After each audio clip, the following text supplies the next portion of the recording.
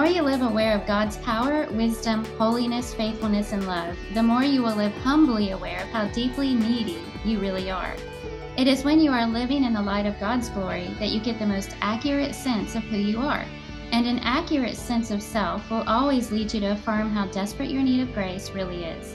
This accurate sense of self then spills over to the way you view your life and the way you view others. Rather than looking at the good things in your life and saying, look what I achieved for myself, you look at these good things and say, look at the many evidences in my life of the fact that God has been with me and has blessed me with his grace.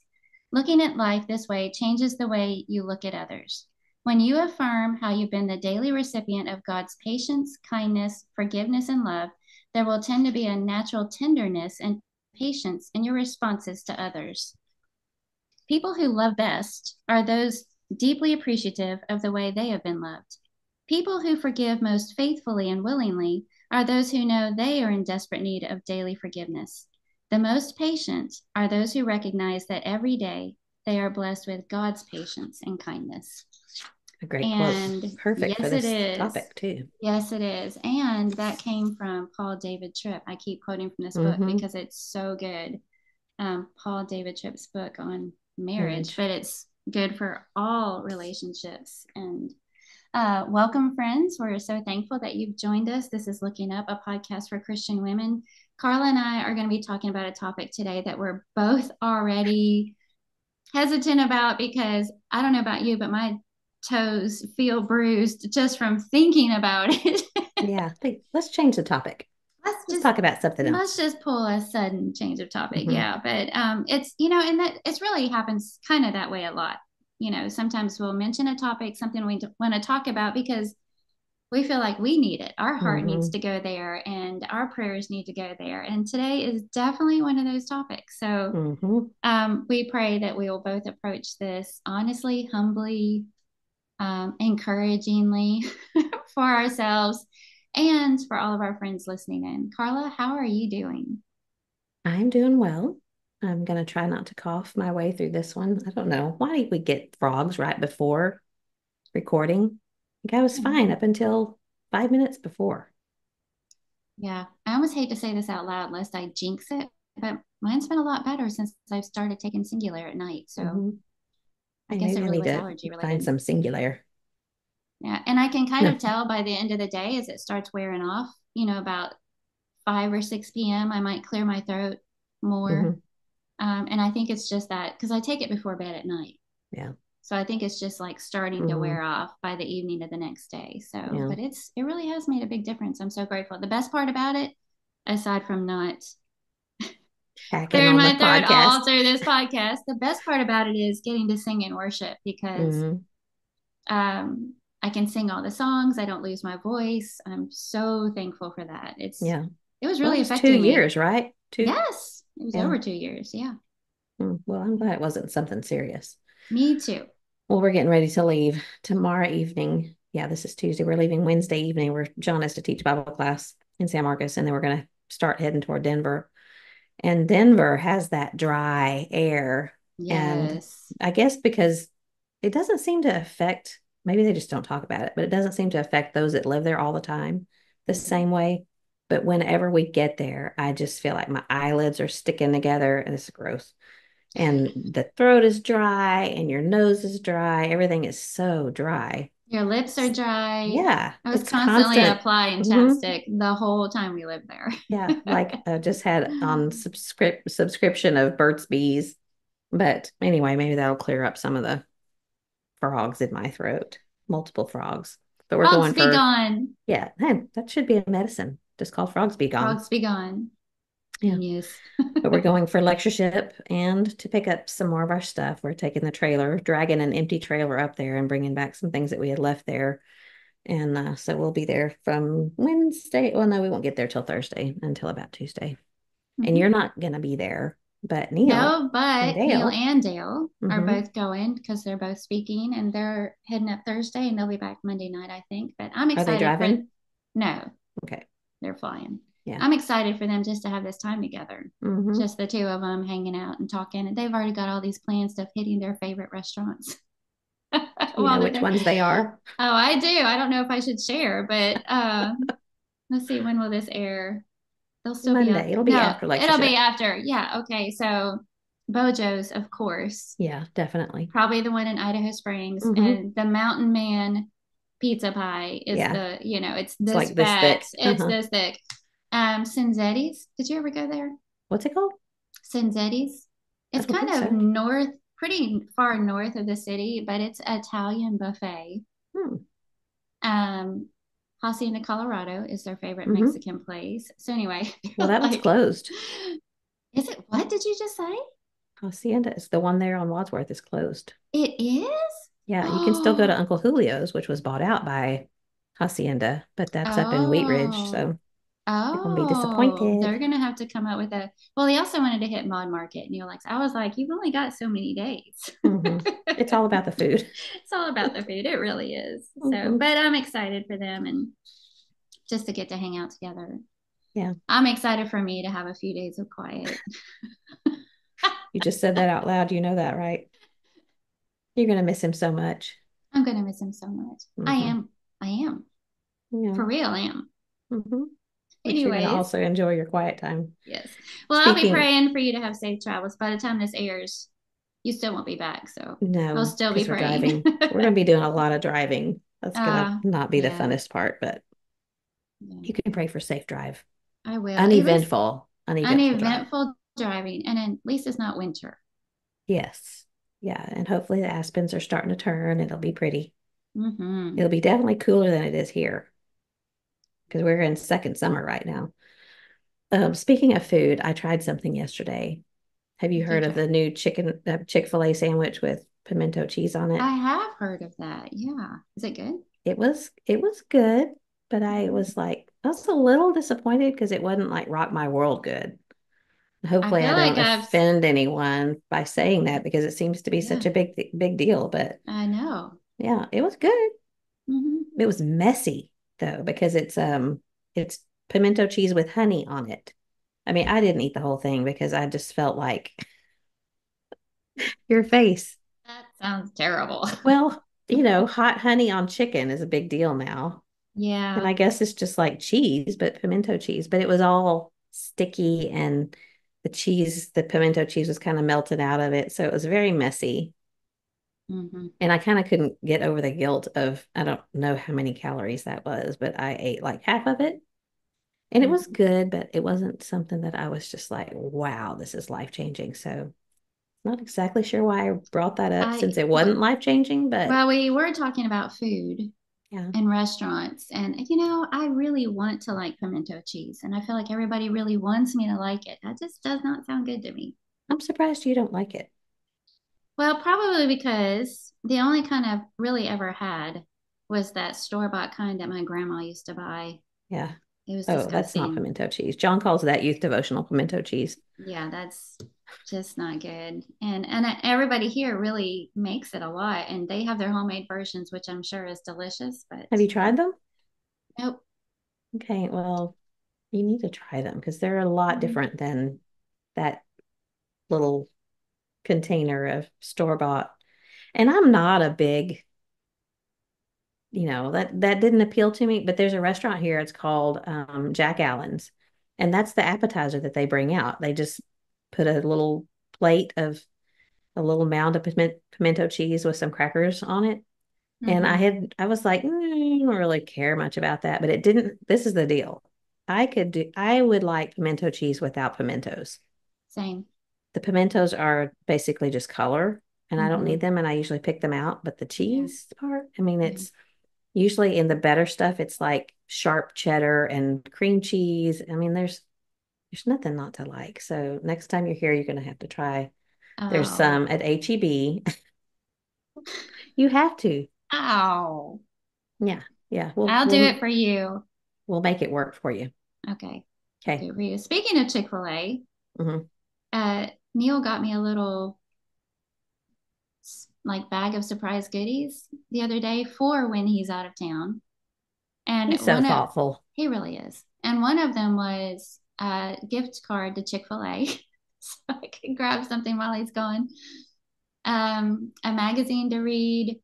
He got me some K-cups of that Southern pecan Hmm. coffee that I like, because normally we have those like The jet fuel refillable. stuff or the. We have the refillable K-cups for Mhm. me, and I buy the bagged coffee and just fill those. But Mhm. he said this way you won't have to worry about it. You can just use anyway. It's like little thoughtful things like that. So Since he's not there to make your coffee. since he's not there, yeah, yeah, got to make my own coffee. It's a rough life.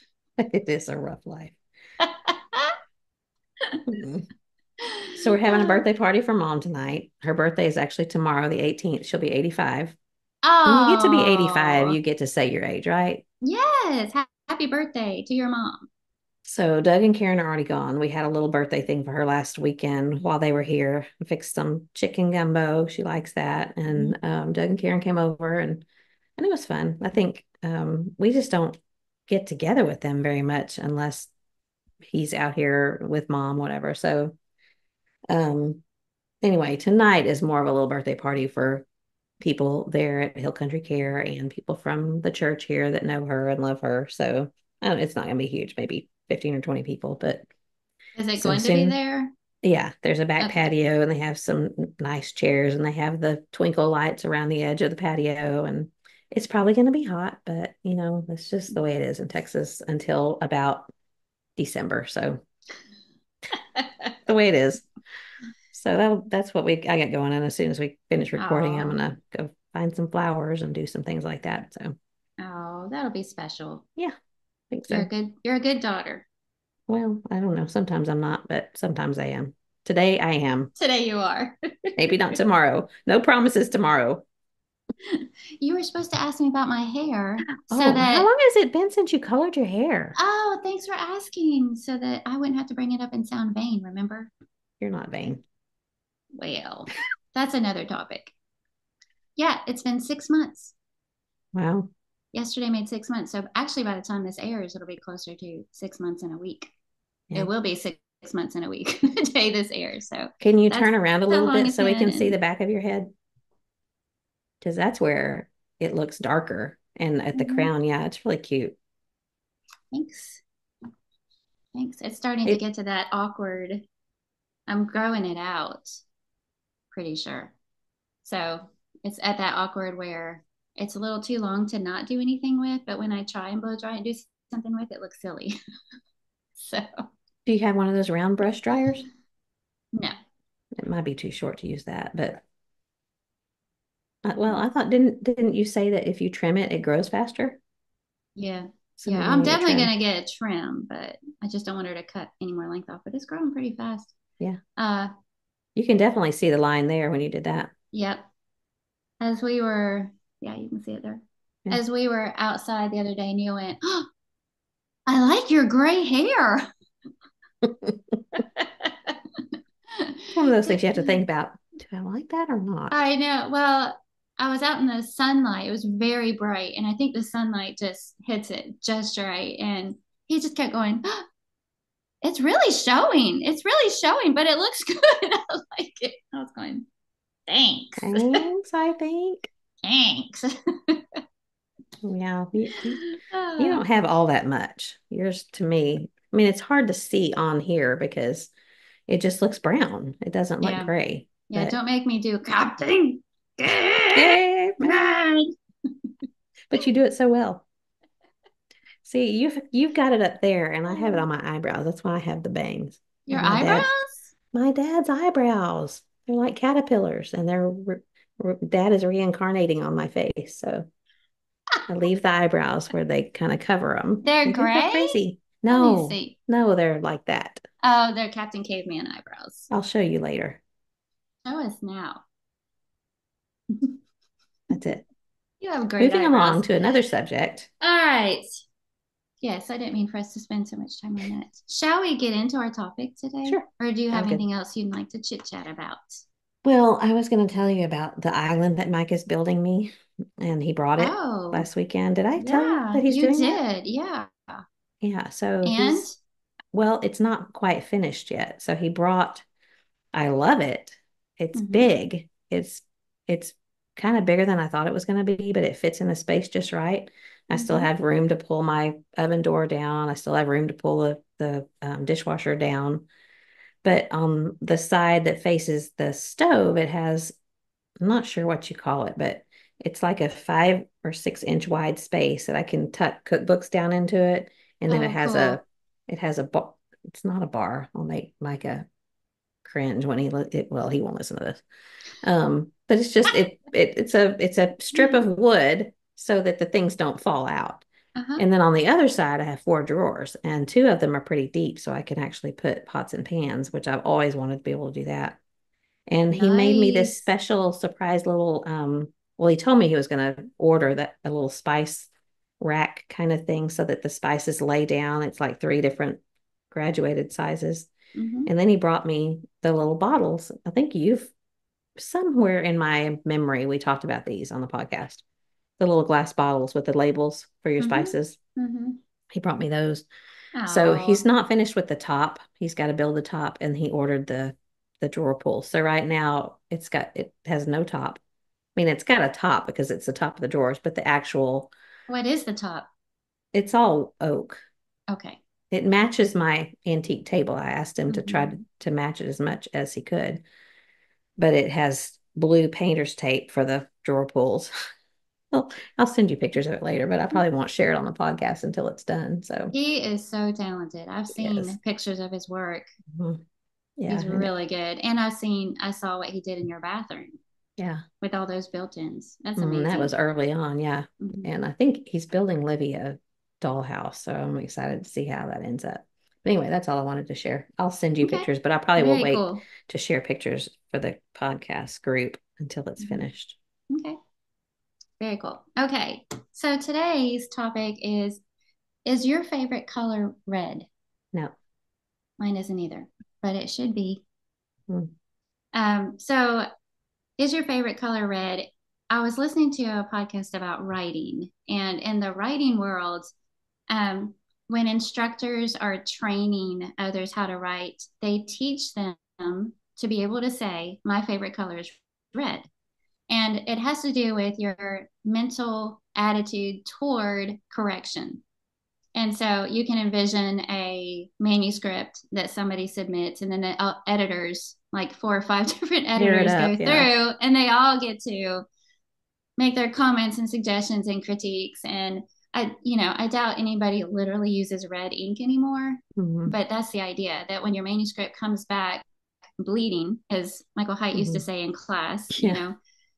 because it has red critique all over it, instead of reacting in discouragement or anger, that you should be grateful for that, because that gives you an opportunity to go back, change those things around, and make your writing even better.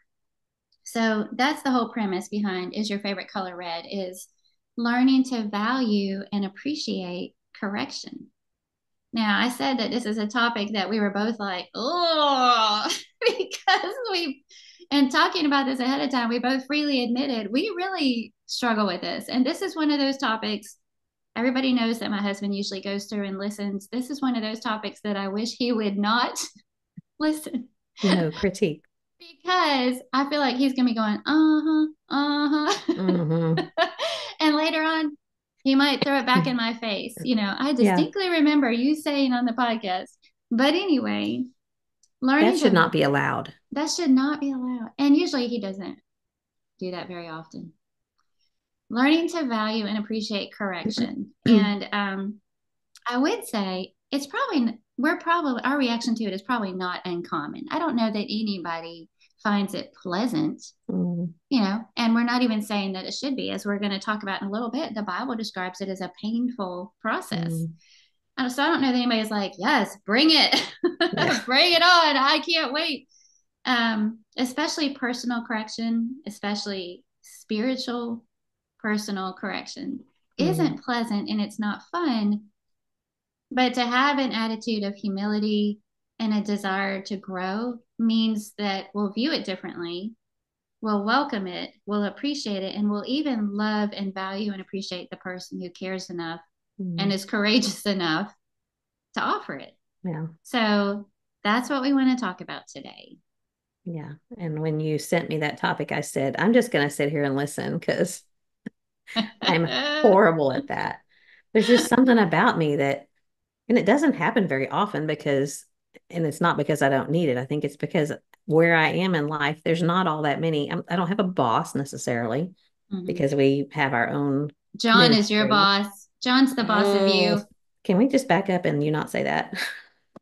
Because sometimes I say, you're Don't not the say, boss of me. don't say John's the boss of you. Don't say that anymore. Are you correcting me? I'm going to retitle this episode. John is the boss of Carla. You're not the Well, boss of me. he is the CEO, technically. Yeah. He is the CEO of our, which doesn't make much sense, a ministry, but it is. That's the way that legally it's set up. But I was thinking to myself, have I positioned myself in life where I don't have to receive much correction? Like, Oh. did I purposely do that where I don't Hmm. want to be in a situation where Hmm. anyone has to correct me? And I kind of wonder about that. But so it doesn't happen very That's often, but when it that's does, interesting. yeah, when it does, I just feel like my hackles raising and I immediately start like picking apart what whoever's saying, that's not right because of this and this and this. Hmm. And even Hmm. like you were talking about writing, I Hmm. was thinking, I hadn't even thought about that with regard to, the things that I was kind of thinking about preparing for today. But mostly if I get something back that has correction, I'm like, well, that didn't make sense because that's not what I meant. You didn't read what I read. This is my intent. So I don't even handle that very well, even if it's not spoken to me. So, Hmm. okay, so teach me. Yeah, well, um, some of the things that they said in this podcast, I couldn't help but relate to our Christian walk. And as soon as I heard them say, we teach them to say, my favorite color is red, I thought that would be a great topic. The more they went on, so some of the things that they mentioned, I'm just going to share with you. Understand the difference between peer and professional critique. Yeah. And they were talking about there are certain dangers involved in peer critique. So if you're writing, what you really want to do is to get your best friend to be your Oh, editor because you're like, they'll be kind, because you they'll don't be want to be gentle. friends anymore. They're my cheerleader. They're only going to point out the good. They're only going to encourage and support. That's what we want. We want somebody to say, "This is amazing. I Mm-hmm. didn't know you had this in you." But for writers, they really need to get somebody who doesn't have any kind of a Mm-hmm. bias, however you say that word, and instead to hand it into the hand of a professional who can be objective and just look at it for the work's sake. They don't have any kind of emotional baggage or relationship. They're just looking at it for the work's sake. Mm-hmm. And I started thinking about um, the Jeremiah 6, where God charged the leaders, the prophets and priests, for giving false hope. He would say that they would cry, "Peace, peace," when there is no Mm-hmm. peace. And he just told them the messages that they wanted to hear. Mm-hmm. But it really put them in danger. And Yeah. so um, that was an important point. And a faithful friend, Proverbs 27:6 says, a faithful friend will tell you truth. Faithful are the wounds of a friend. So someone Mm-hmm. who is correcting out of love and concern. And we know the difference. Sometimes our hackles rise simply because the person that feels the need to criticize, we have no former contact with. Have you ever Mm-hmm. had somebody reach out to you on social media and the very first time they reach out to you, they have a criticism to Yeah. offer and you're Mm-hmm. like, Whatever. thanks. Yeah. Mm-hmm. But a faithful friend will tell you true, someone who corrects you out of love and concern. And you know that when they're approaching you. And then I thought it was interesting that both of those verses, the Jeremiah 6 one, peace, peace when there is no peace, goes on to compare it to a wound. And it says that it's like he uses the example of them like treating a mortal wound lightly. So in our language, we might say, you've got this gashing wound, mortal wound, Band-Aid on and that. you're just going to Mm-hmm. put a little band aid on it. So Mm-hmm. that's what he compares it to. Peace, peace, it's fine, it's okay. And then the next one, Proverbs 27:6, faithful are the wounds of a friend. So they Mm-hmm. both kind of compare this to a wound, It hurts. Mm-hmm. addressing a wound, treating a wound. Yeah. And Hebrews 12:11 which I think we'll camp out a little bit in a few minutes in Hebrews 12, says, "For the moment, all discipline seems painful rather than pleasant." So, again, there is truth to the fact that it hurts, but just because it hurts doesn't mean we should reject it. Mm-hmm. All discipline seems painful rather than pleasant, but later it yields the peaceful fruit of righteousness to those who've been trained by it. Mm-hmm. And then one last one, Proverbs 27:17, iron sharpens iron, and one man sharpens another. Yeah. So, do you have anything to say before I move on? Well, there was several verses or several proverbs that I thought about of the benefits. Mm-hmm. And Proverbs 10:17 says, "He is on the path of life who heeds instruction, but he who ignores reproof goes astray." And then Proverbs 15:32, "He who neglects discipline despises himself, but he who listens to reproof acquires understanding." Are these ones that you're going to bring up later? I I have don't some want to of those, cover. but that's because, no, that's fine, because there were a ton in Proverbs. Yeah. It'd really be a great personal study just to go through the book of Proverbs Yeah. and make note of the verses that have to do with discipline or correction. Yeah. Proverbs Yeah. 15:5, "A fool rejects his father's discipline, but he who regards reproof is sensible." And then Proverbs 19, several verses through there, but listen to counsel and accept discipline that you may be wise for the rest of your days. And then verse 25, "Reprove one who has understanding, and he will gain knowledge."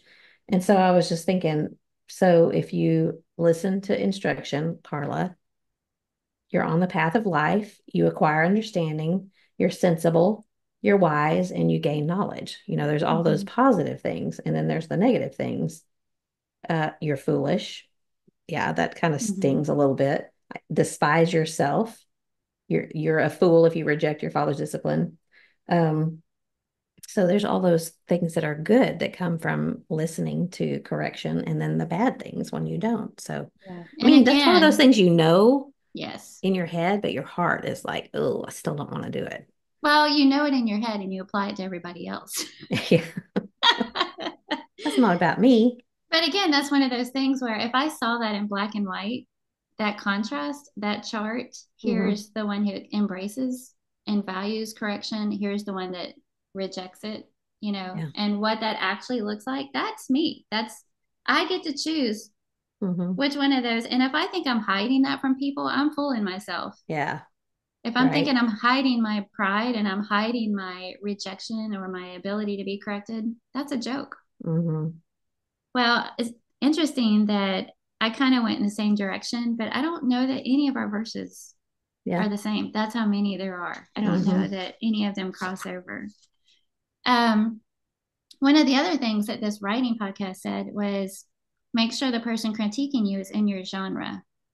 And Mm-hmm. they said, for example, somebody who enjoys only fiction, but you're asking them to critique a nonfiction manuscript, they might find it boring. Mm-hmm. And that'll come across Yeah. in how they critique it. So, again, I was thinking sometimes you have to consider the source.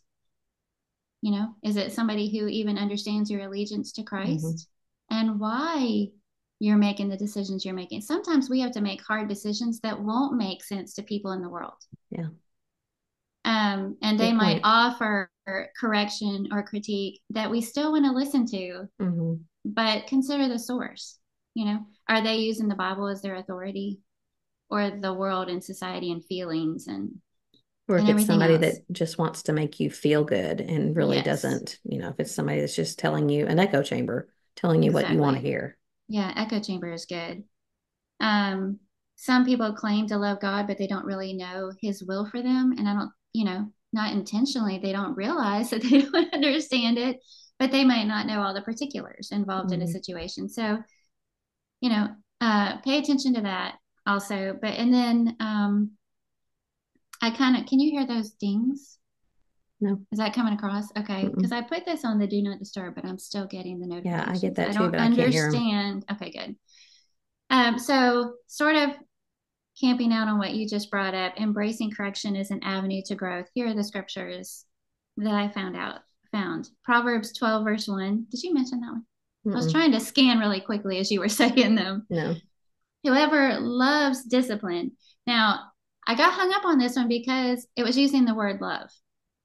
I'm trying to get to that point where I just don't like instantly Uh-huh. go through defense mode and create my lawyer Mm-hmm. defense of myself.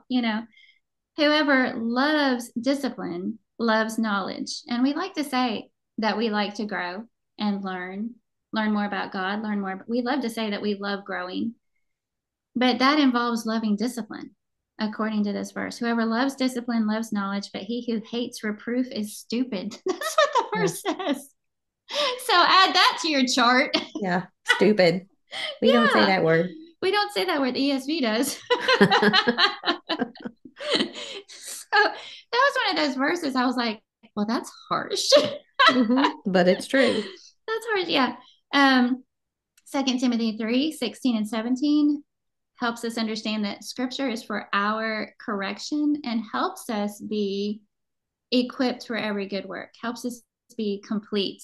But that, if it's the scripture telling me that, I can take it. Like if I know that's coming straight from God, where I struggle Mm-hmm. with is someone using scripture to correct me. Mm-hmm. I mean, I'm just Yeah. being honest. It's not so hard when it's just when you're reading it and you see yourself in it. I know some of Mm-hmm. us struggle with that, and of course I do too, but it's more of a struggle for me if it's a person and not the scripture itself.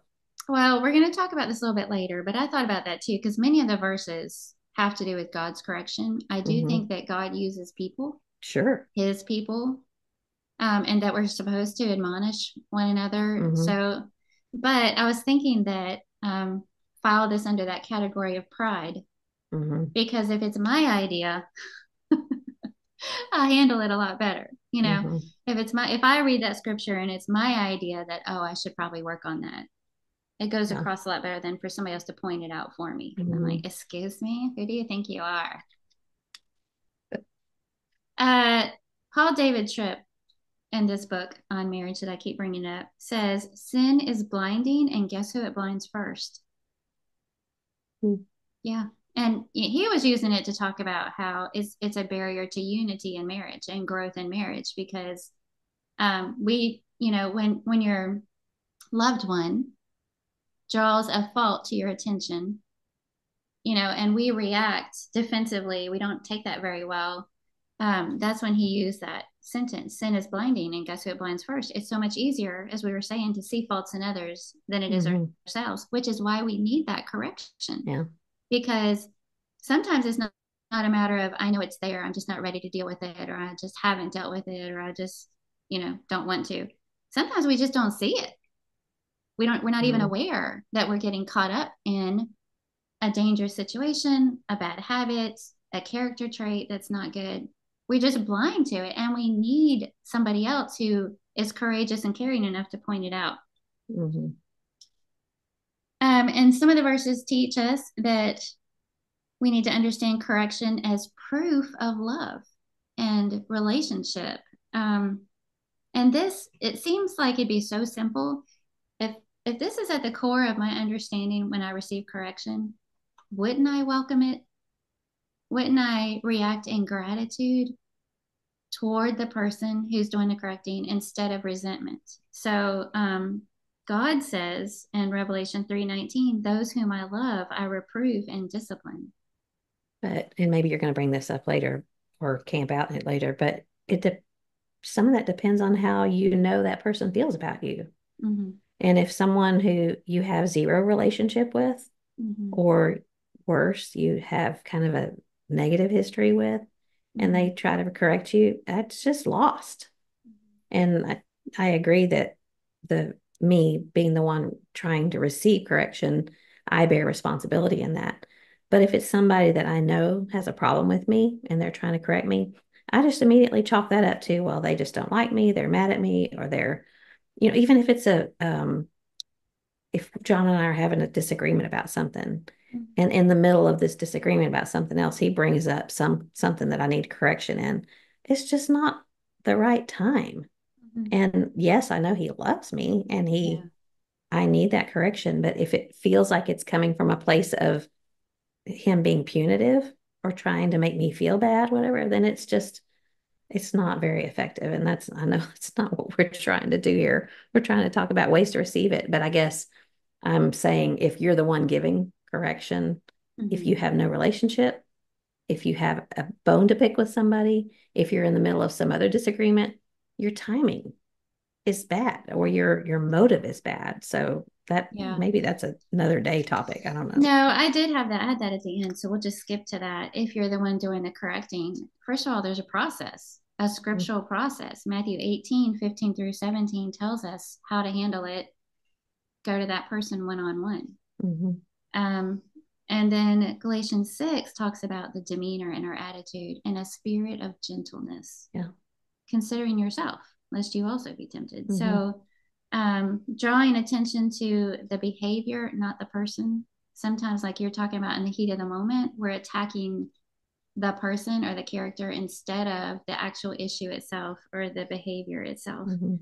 And that makes people feel personally attacked, as you're saying. You kind of reject that anyway. So, we do have that other side of it if you're the one doing the correcting Mm-hmm. to consider. But in light of embracing, Carla, I would suggest that even in those moments, though, when maybe the motives aren't right because it's somebody that doesn't like you anyway, is there truth to the criticism? Mm-hmm. Because it could be that that's the only person who's ever going to say anything to you about it Yeah. because they don't care how you feel. they're Mm-hmm. they're trying to hurt you and they want you to know you have faults. Yeah. Is there truth in the criticism? Even in the heat of an argument in marriage, which I totally agree is not the time to drag things up.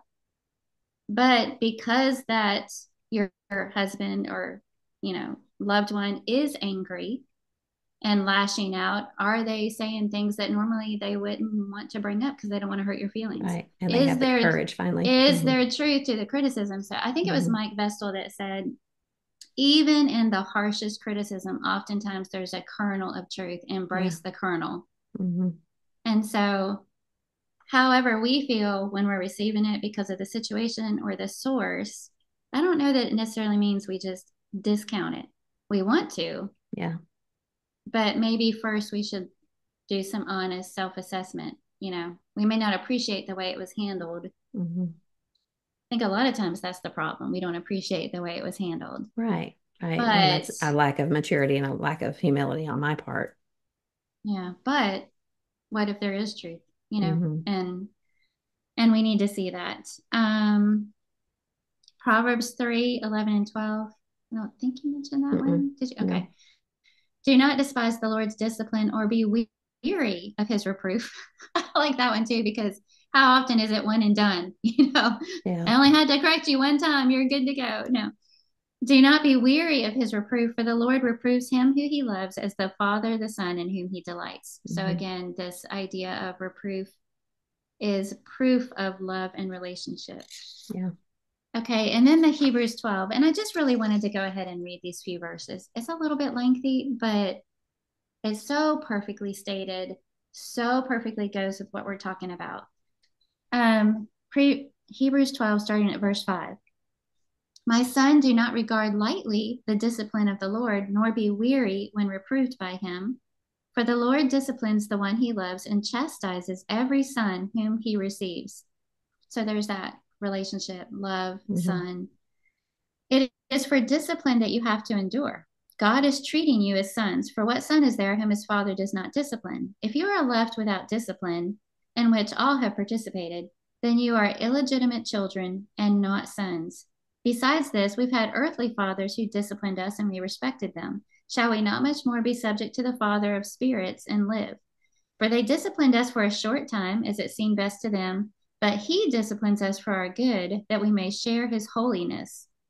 For the moment, all discipline seems painful rather than pleasant, but later it yields the peaceful fruit of righteousness to those who've been trained by it. So that's the one I read earlier. Mm-hmm.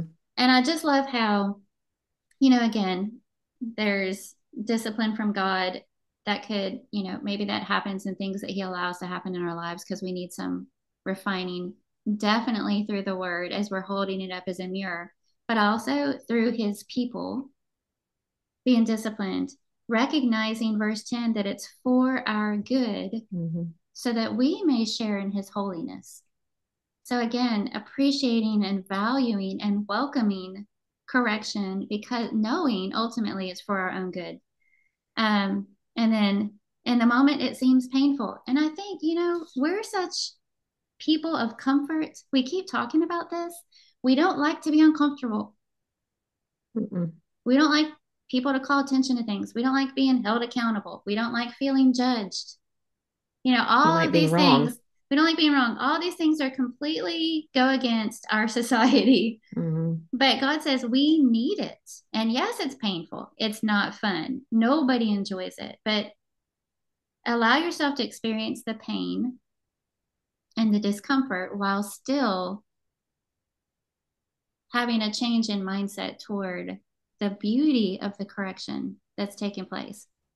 And the reason this is so hard is because where are you faced with it most often? I mean, you've kind of set the stage for you don't really have a boss, outside of John. You But decided to bring that up again where where do you face it most often? from John. Probably, yeah, probably the people who are closest to you. Mm-hmm. And, parent-child relationship, husband-wife relationship, church family Mm-hmm. relationships. But even then, I would venture that doesn't happen very often, you know, No, not as um, often as it should, probably. not as often as it should.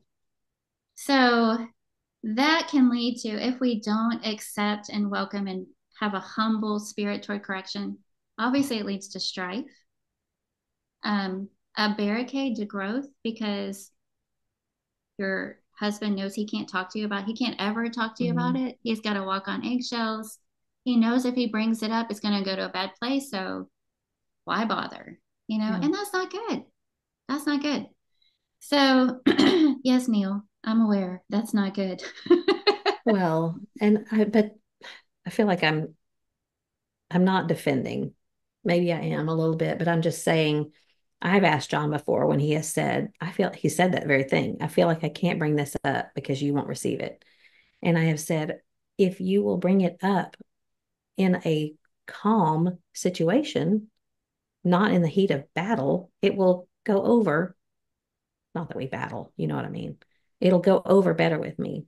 Mhm. And I totally agree with what you're saying that I should receive it anyway and hear it. And it's pride instead of humility. And I need to have the spirit of humility. And I mean, if I had that to begin with, then we probably wouldn't be in the middle of conflict anyway. And him too, both of us. If we both had the spirit of So humility. true. So true.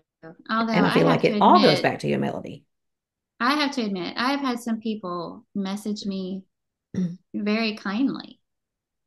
Like they start out saying, I appreciate you and blah, blah, blah, blah. However, and my hackles still raise. I'm like, Mhm. excuse me? But you still listen. I mean, I think we do. I do, but I'm trying to talk about the humility. For me, Mhm. so the next section I have is barriers to correction. And this is really where the rubber meets the road. The number one is pride and arrogance. Yeah. And that's my big struggle. And I hope I'm not alone. I mean, I guess I hope I'm alone because I don't want everybody to struggle with that, but I hope I'm not alone in this. But it's hard. Mhm. And I'm aware of it. It's not one of those things that I'm not aware of. I'm completely aware of it. And Neil is so much better at it than I am John too. about receiving correction. If I say something to him, uh, handling it from other people, there are times when I feel defensive of him. And I'm like wanting to go, let me at him. I'm fixing up. And he just kind of blows it off, consider the source, or, we talked about, he's fine. He just handles Mhm. it really well. And I don't. I'm aware of that. So this is, I may have shared this on here before, but I can't remember. So I'm going to share it again. But for example, for example, a dear friend of ours several years ago invited us to dinner. And Neil and I went to dinner. And in the course of that dinner, proceeded to warn us about some things that he saw in our lifestyle. And said, I'm just bringing this up because I'm worried about you, blah, blah, blah. And so we were both kind of blindsided by that.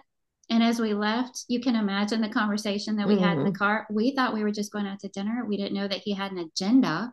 Yeah. And he doesn't know us and he doesn't know, and we're perfectly fine. And we blah, blah, blah. And we even do this and we do that. And we even like at refuting Mm-hmm. the very concern that he brought up because we know we blah, blah, blah.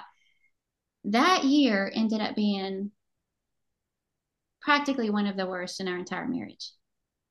And it wasn't until months later, working through some things, making some changes, it hit me.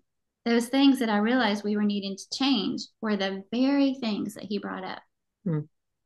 And if my heart was humble and receptive and not blind, and willing to understand this is a person of wisdom, he does care, he does love, instead of us just being like, who does he think he is?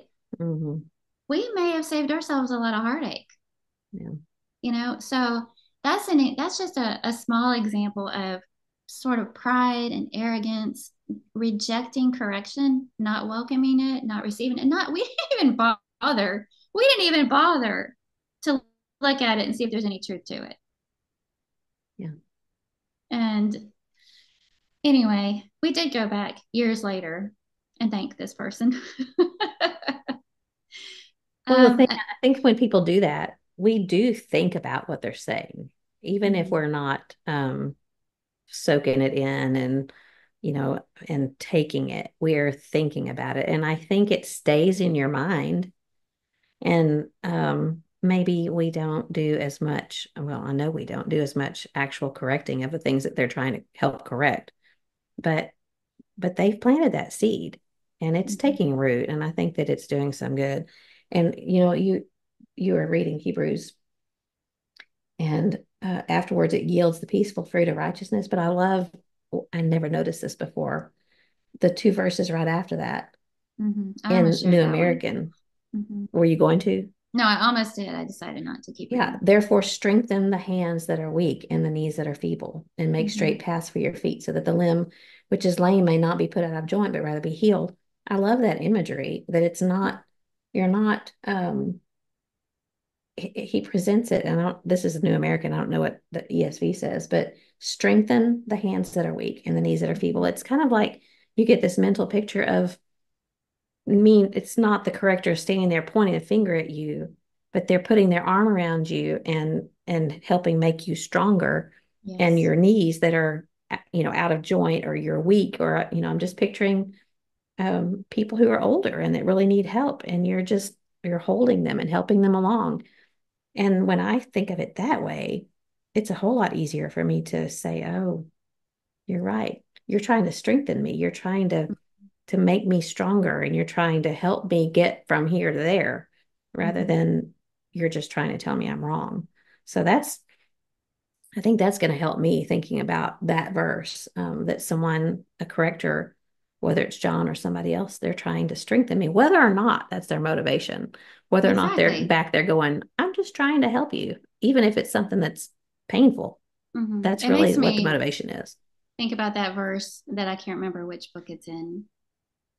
Philippians, Galatians, where God talks about preachers with poor motives. Mm, They may be preaching for, attention Philippians. or money or Mm-hmm. yeah, whatever it is, but it's still the gospel. And the Mm-hmm. gospel still has the power to make changes in the heart. Yeah. And to me, it's that same sort of situation. The situation may not be good, the motives may not be good, the relationship may not be good, Mm-hmm. but But it's it's still true. a correction. And Mm-hmm. it goes back to what you were saying. Ultimately, it'll make us stronger. Like the writing illustration, embrace the red marks because you want your manuscript to be better. You want it to be the very best it can be. We shoot ourselves in the foot when we reject correction because ultimately it'll make us spiritually stronger. Even if the growth comes simply from swallowing our pride Mm-hmm. and acknowledging correction, Mm-hmm. and we create these habits, how we respond.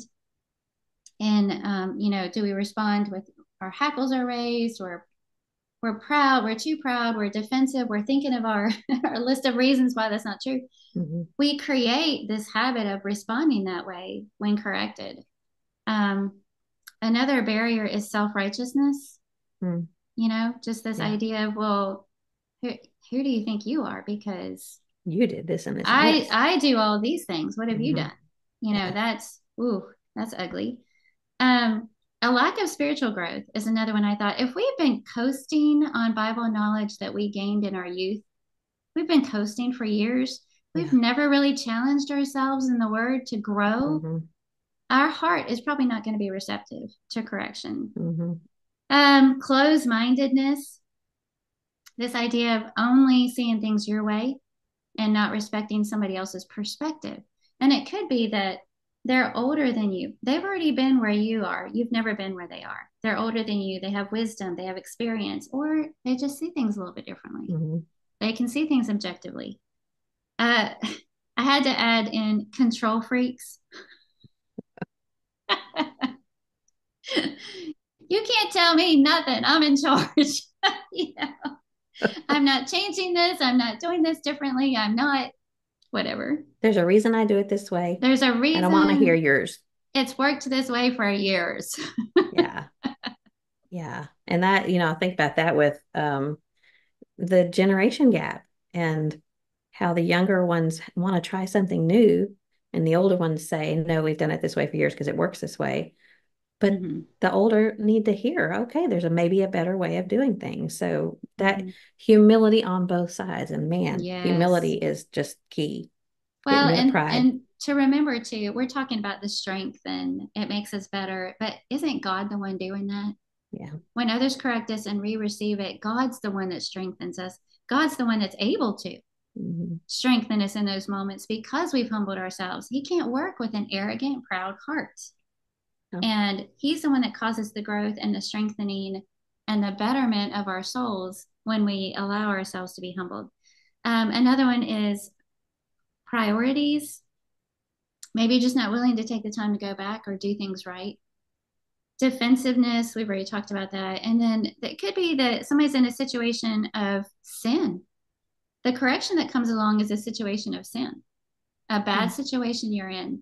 You're not handling this right. You're not acting right in this scenario. You're not acting right with a brother or sister in Christ. You didn't treat this person, whatever it is. And you have no desire to change or repent. And it could be you just don't want to, you don't want to give up a sin, you're comfortable with a bad habit that you've had for years, whatever it might be. So Mm-hmm.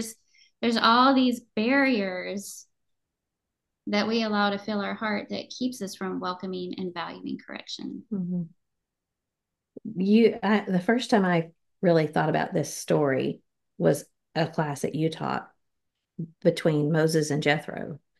And remember Mm-hmm. how Moses was Mm-hmm. wearing himself out doing the Mm-hmm. judging and, taking care of the people. And Jethro comes up and says, what's going on here, basically? Mm-hmm. And I read another article about that this morning, talking about how Jethro was the corrector. And what did he do? He asked questions. He didn't just Mm-hmm. walk in and say, you're so dumb. You shouldn't be doing this all by yourself. You could be doing it this way. He asked some clarifying questions. And then this article said that he was graciously frank. And I thought Mm-hmm. That's that's how good. to handle correction, to be Yeah. graciously frank. Don't hem haw around. Yeah, just be Mm-hmm. gracious in your words. And there are scriptures about that. Let your Mm-hmm. words be seasoned with salt and grace. And then he said to undergird, don't undermine. So don't be harsh and ridicule somebody, but build them up in what is right. And when you're making correction about what is wrong. And then as far as Moses, he was the one who was being corrected. He listened. Mm-hmm. He didn't reject immediately. And it was his father-in-law. So it probably was not, not knowing much about that relationship, but he resisted pride and he listened. He didn't bristle. He didn't brush it off. He wasn't trying to save face with whatever it was that he was doing. He didn't pull spiritual rank, like you were mentioning a minute ago. Um, Remember that correction is a gift for not just for me, but for others, because there are ripple effects. For Mm-hmm. Moses, it was the whole congregation of the people. But for us, if we in our families as mothers receive correction, it's going to trickle down to our children. Mm-hmm. If we learn to be gracious, if we learn to apologize, we learn to say we're wrong. So many times I've thought I did not do very well in that area to Yeah. teach my children to say I'm sorry or I was wrong, because I struggle with that. Mm-hmm. And does that follow with our children? If it's something that we struggle with, is it something that they're going to struggle with? Are they going to have a hard time saying I'm sorry or apologizing or saying I was wrong? Ugh. So, yeah, I mean, and then I thought about Paul and Philemon, and I know we don't have time to go there, but there's just lots of different ways that we can look and learn from people in Scripture who were corrected and handled it either in the correction, giving the correction, or receiving. They handled it well. There's also some. I'm glad you brought that up because I forgot about that. And I love that account and of Moses and Jethro. Moses listened and he also followed through. He did exactly what Jethro suggested. And as you said, more people were blessed because he put other people in key situations and it gave them an opportunity to grow and serve. Yeah. Because he was humble and received correction. To quote you or whoever you got it from, don't steal my blessing. Yeah, I first heard that from my sister. I don't know where she got it from. But yeah, that's a good one. Proverbs 9, verses 7 through 9 says, a wise person will love the one who reproves him. So I just kind of want to end on this thought because I'm keeping an eye on the time. It's not just loving the correction, but loving the person who cared enough to correct you. Yeah. Instead of reacting in anger or defensiveness or lashing out, loving the one who's doing the reproving. A foolish person will abuse the one who corrects them. Oh, that's Proverbs 9, 7 through 9. And it just cuts me to the heart because I know I've been guilty of that. And my pride and hurt feelings, lashing out and saying something back, you know, and abusing the one bringing the correction instead of loving them and appreciating them for it. Here's another one. Proverbs 10, 17. He who rejects reproof leads others astray. I saw that one. And it kind of goes on with what you were just saying. You know, other people are watching. Yeah. Other people are watching and it has an impact. And if we reject it, we're affecting the souls of other people, not just our own. It's not just my pride problem that I'm aware of and going, oh, I blew it again. We are affecting other people. And Proverbs 10, 17 says we lead others astray. So some things to think about for the week ahead. Yeah, this could have been a whole lot longer episode, but it really could. I feel like we could camp out on a lot of these verses and things for a lot longer, but lots to pray through, think about.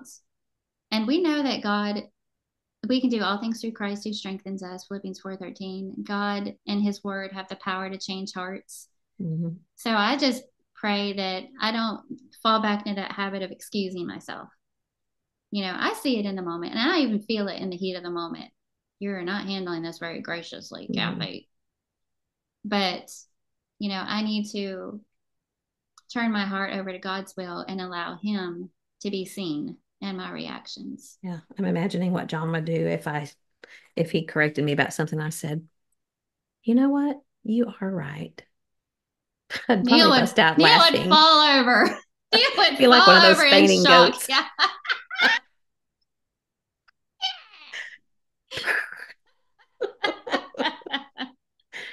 Well, it was probably something that I need to maybe the next time that happens. And if I just take a deep breath and say, you know what, you're right. Yeah. And I'm going to try to do better. Thank you for, oh man, he would hug me and he love would me. Melt. And yeah. And there was that one time. In the heat of battle that we never have, that I just reached out and hugged Neil and he just melted. You know, I should have been like, oh, this is wonderful. This is my new MO. But I think it was just that one time. It's that pride. It is stinking stupid. Because I'd rather nurse my anger and seek vengeance than give way to grace and humility and the right thing. Yeah. All right. We're going to grow. We're going to grow. This was every bit as painful as I thought it would be. Yeah. But we're sharing the pain, so we hope everybody else is as miserable as we are right now. You're welcome. Yeah. Misery loves company. So are we asking everyone to write us next week and give us some correction? No. Unless we need it. You know how when you pray for patience, God gives you things to... Yeah. I feel like if I pray for this, then, here it comes. Yeah. Slowly and carefully. Okay, well, it has been a good conversation. We're a little over on time, so I'm going to go ahead and say, Carla, until next time. Keep looking up. And we will. I love you so much, friend. Love you too. I'll talk to you later. Bye. Okay.